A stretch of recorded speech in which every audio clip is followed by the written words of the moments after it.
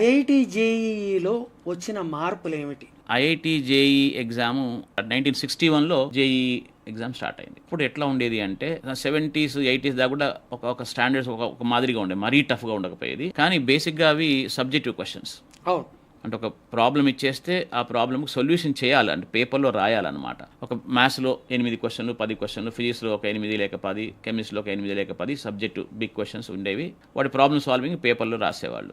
కానీ అప్పుడు నెంబర్స్ తక్కువ కాబట్టి పేపర్స్ అన్నీ కరెక్ట్ చేసేవాళ్ళు. ఎర్లీ 90స్కి వచ్చేసరికి పేపర్ స్టాండర్డ్స్ చాలా పెరిగినాయి. అవును. చాలా అంటే ఐఐటి ఎగ్జామ్ అంటే చాలా కష్టంగా ఉండేది. కానీ అప్పుడు కూడా నెంబర్స్ ఇంకా తక్కువనే ఉండేవి. కానీ 2004 నుంచి నెంబర్స్ పెరగడం స్టార్ట్ అయింది. సో 2006లో దీన్ని ఆబ్జెక్టివ్ టైప్గా కన్వర్ట్ చేసినారు. అంతకుముందు డిస్క్రిప్టివ్ టైపే ఉండే. డిస్క్రిప్టివ్ అంటే క్వశ్చన్ ఆన్సర్స్ కాదు, ప్రాబ్లమ్ సాల్వింగ్. Problem solve. అంటే ఏబీసీలు పెట్టడానికి ఉండదు.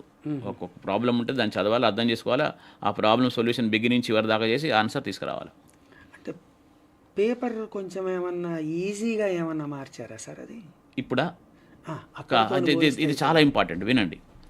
ఆబ్జెక్టివ్ టైప్ చేయడానికి రీజన్ బేసిక్గా ఏంటి అంటే నెంబర్ ఆఫ్ స్టూడెంట్స్.